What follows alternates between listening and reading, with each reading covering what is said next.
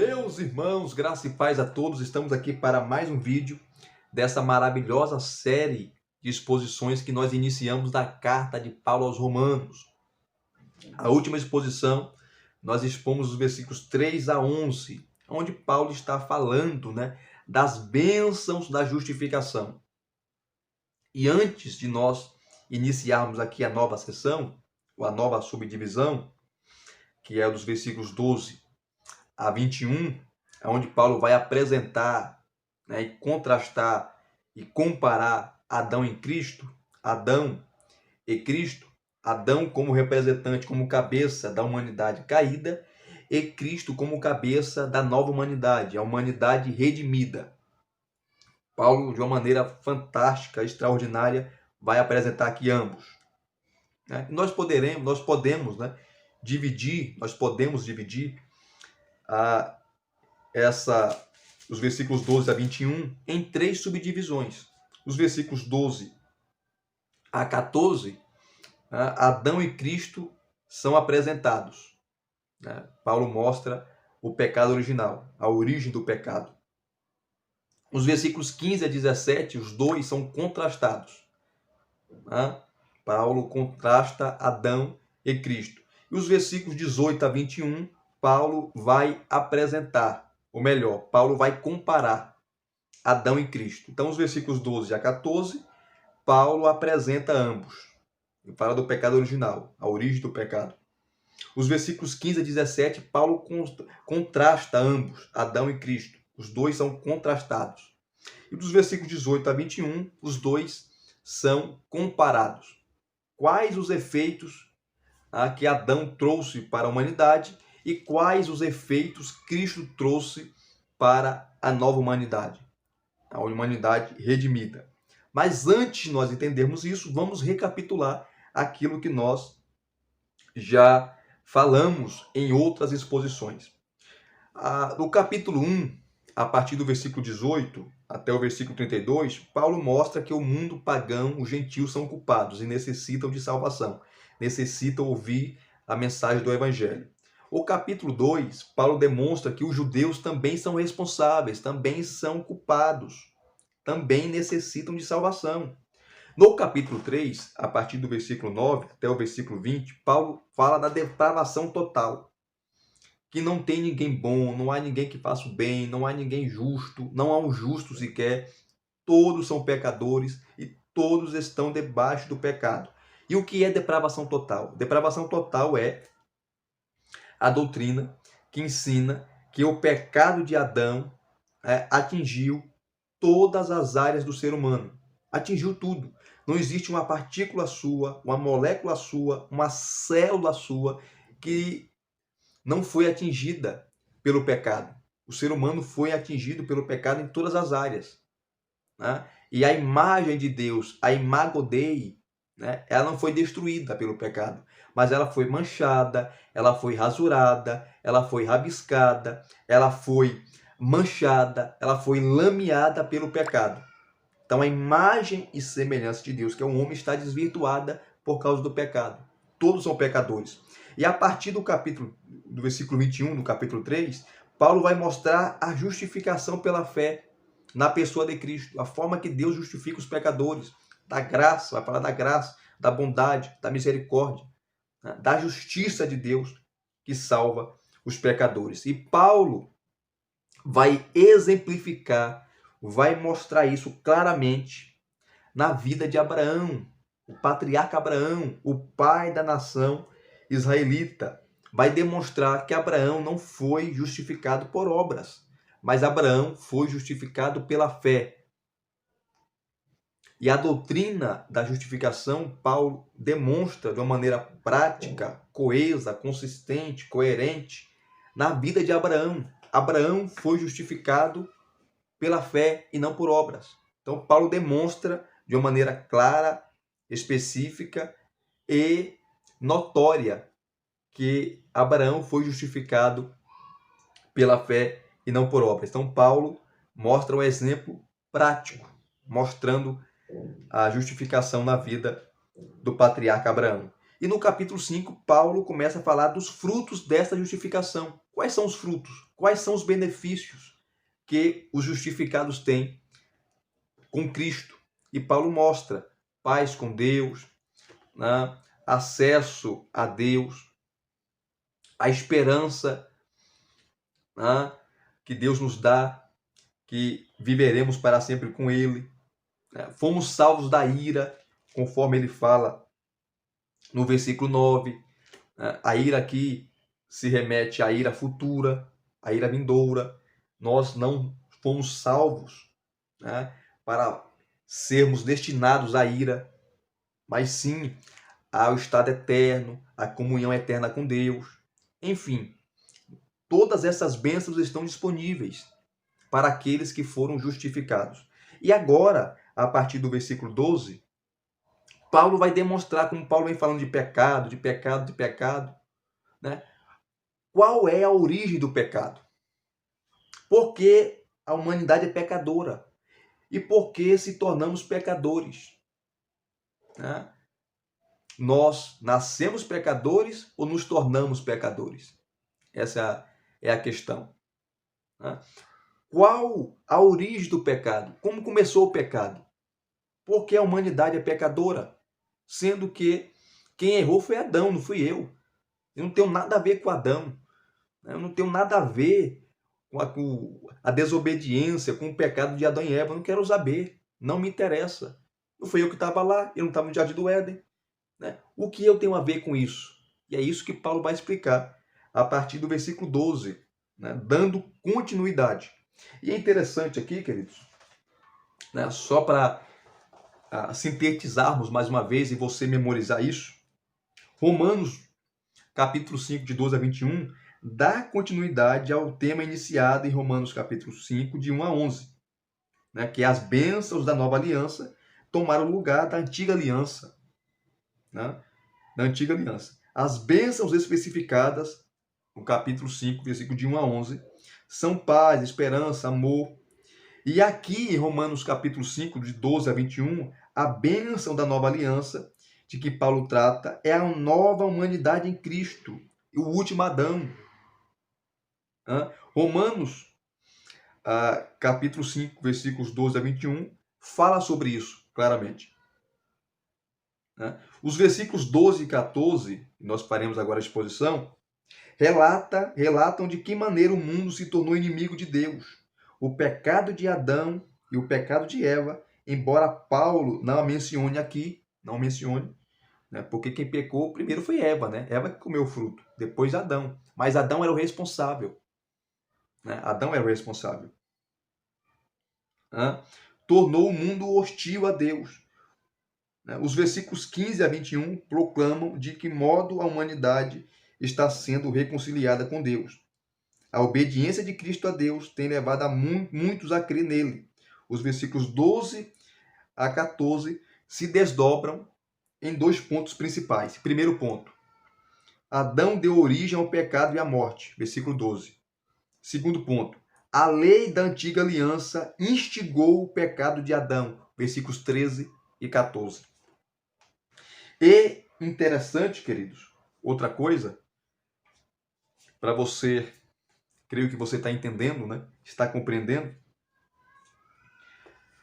O interessante é o seguinte, que muita gente questiona, né?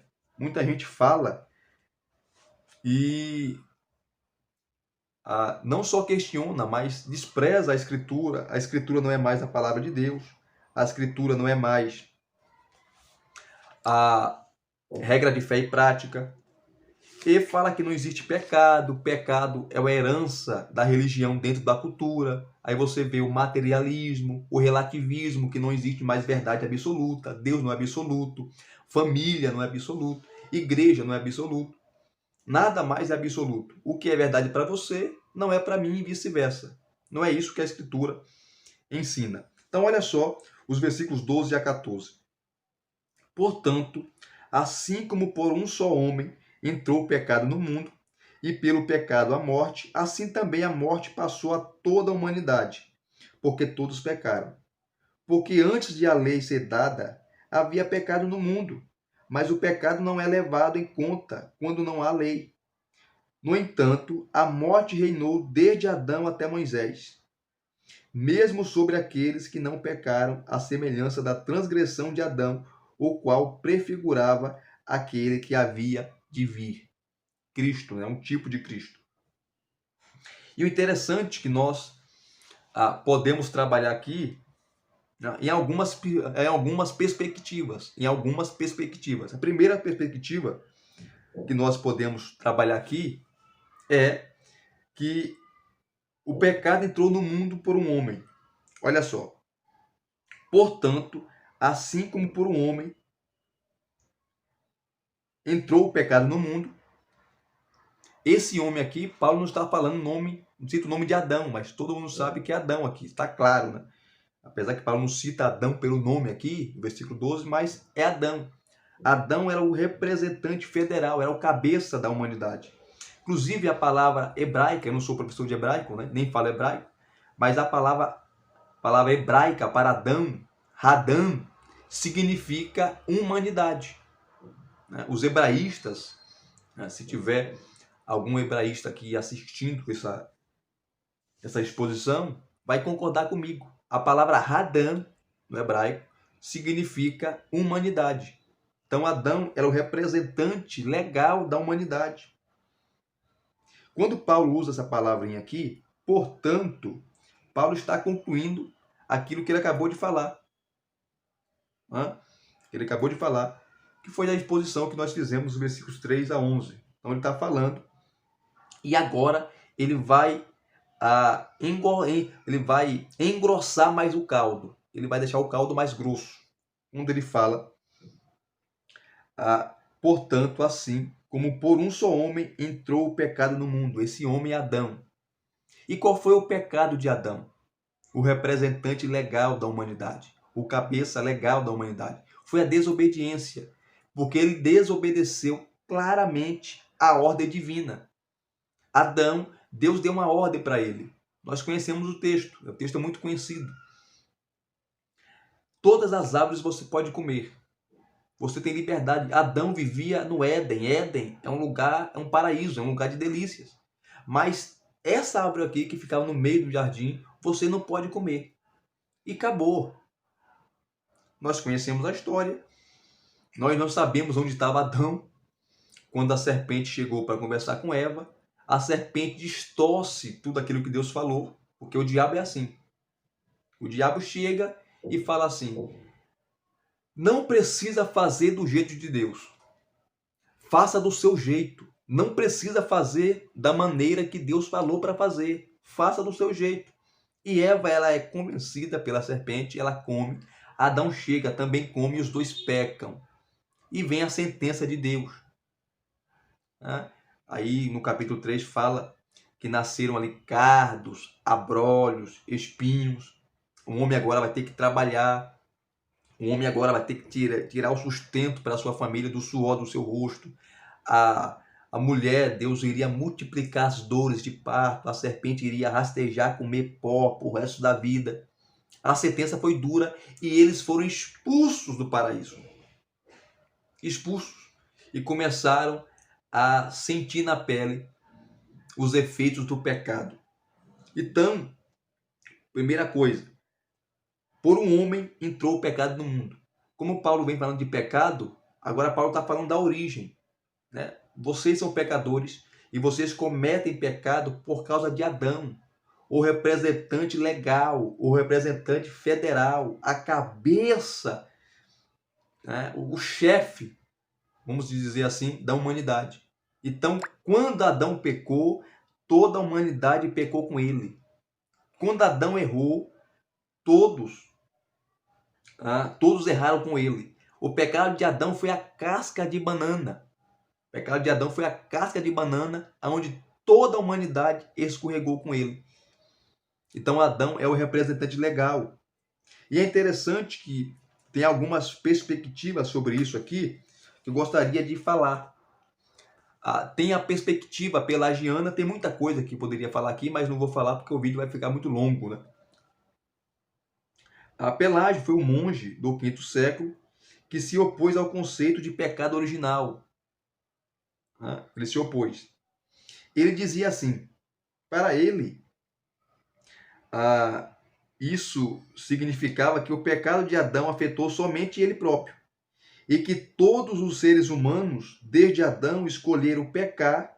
Deste modo, não existe o pecado original transmitido à raça humana. Então, o pecado de Adão não foi transmitido a todos os seus representantes, a humanidade. Só atingiu ele. Logo, o pecado é uma escolha. E para Pelágio, era possível viver uma vida sem pecado.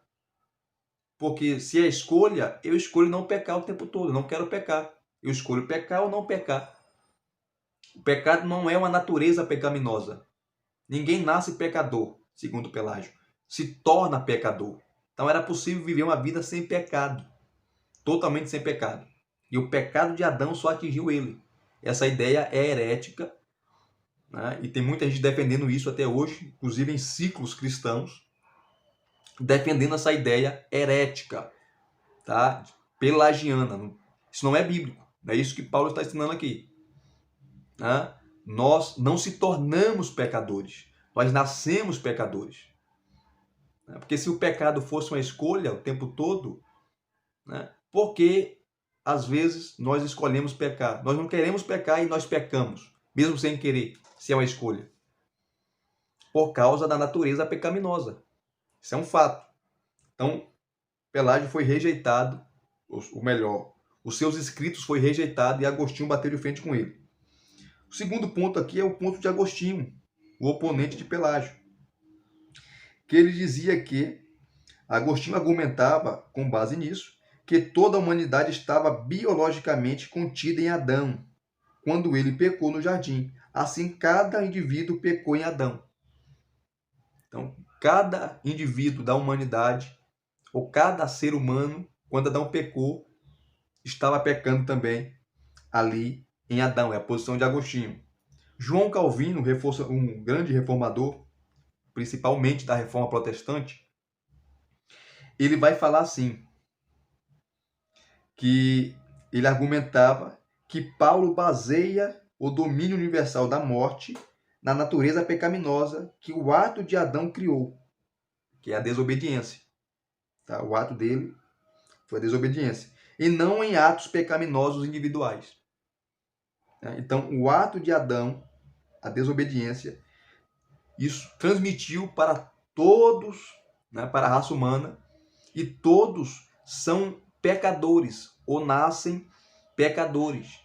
O pecado de Adão foi imputado à raça humana, foi colocado na conta da raça humana. A culpa não foi minha, a culpa foi de Adão. Mas como Adão era o representante legal, era o cabeça da humanidade, tá? O seu pecado foi imputado, foi colocado, foi debitado, foi colocado na conta da humanidade. Logo, todos nascem pecadores.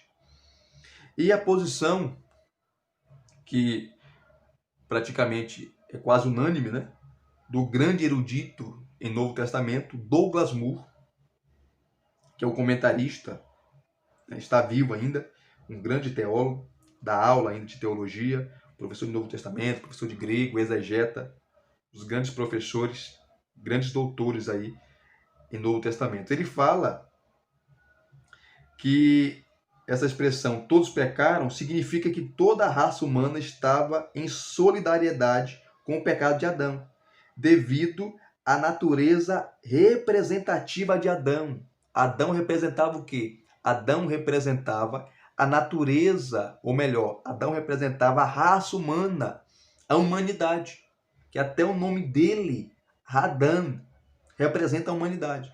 Então, de uma forma representativa, Adão estava representando todos nós. E quando Adão erra, quando Adão peca, quando Adão cai, quando Adão escorrega na casca de banana do pecado, todos nós escorregamos e caímos com ele. Interessante isso, né? Então, quando Paulo começa aqui falando, portanto assim, como por um só homem entrou o pecado no mundo, né, pela desobediência de Adão, em desobedecer aquela ordem divina, nós avançamos para o segundo ponto, que é a parte B do versículo 12. E pelo pecado veio o quê? Veio a morte.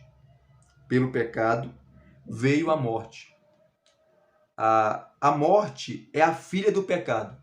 Aonde tem pecado tem morte. Os dois sempre andam juntos, de mãos dadas.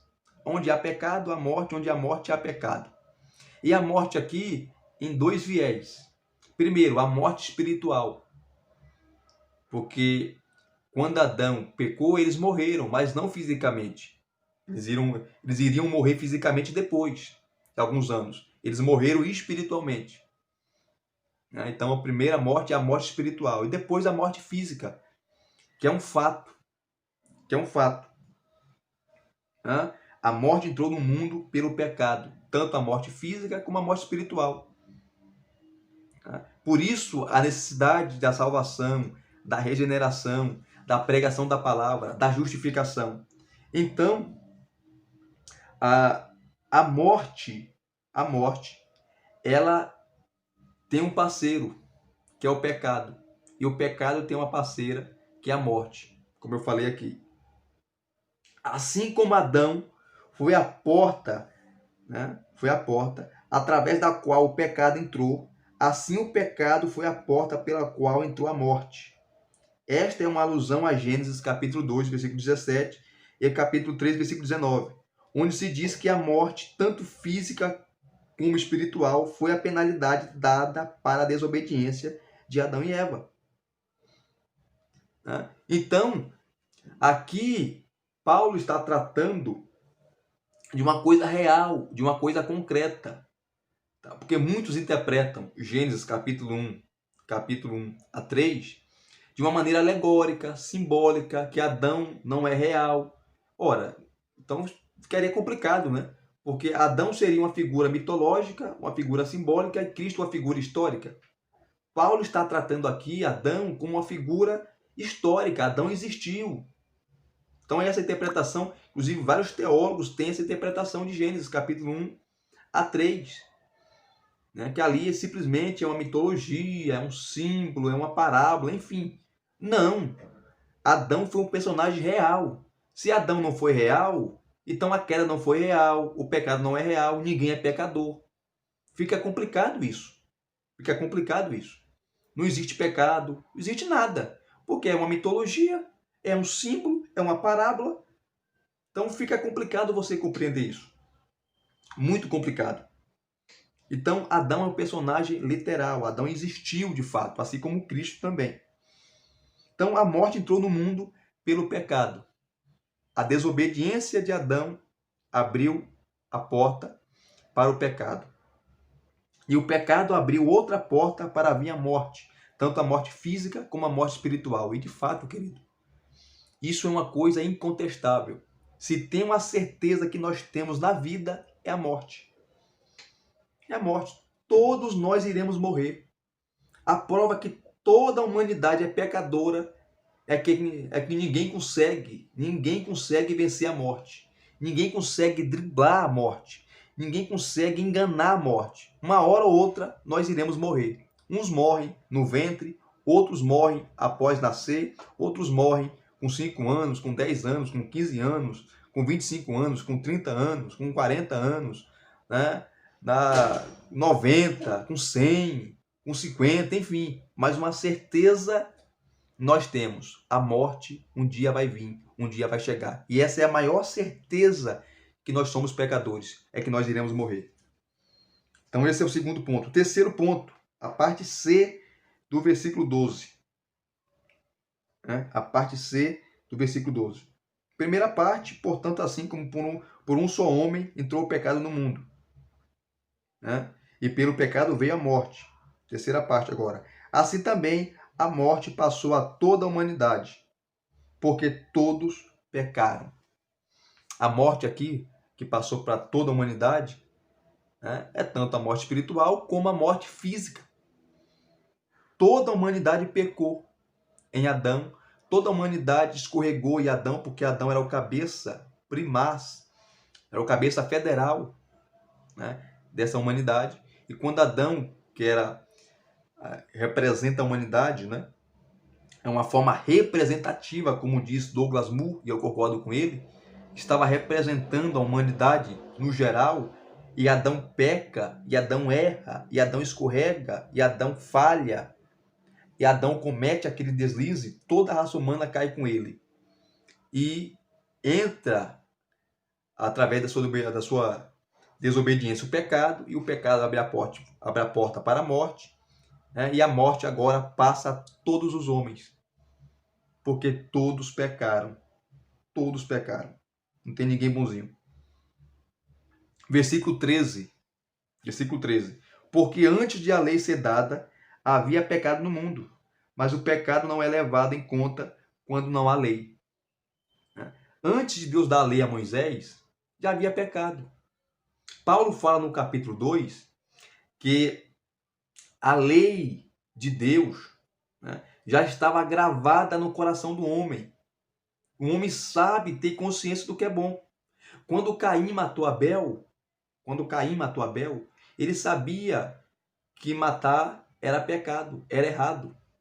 Mesmo sem a lei escrita nas tábuas de pedra, os 10 mandamentos, tá? Ele estava violando a lei de Deus, que era o quê? Não matarás. Adão, quando pecou, não tinha lei nenhuma. Ele estava desobedecendo a ordem explícita de Deus. Qual era a ordem? Não comerás desse fruto. E ele desobedeceu. Capítulo 6 de Gênesis mostra também toda a raça humana ali, uma degradação moral, espiritual, e Deus manda o dilúvio e extermina aquela geração, e só Noé e sua família são salvos, foram poupados por causa do pecado. Isso antes da lei. Antes da lei.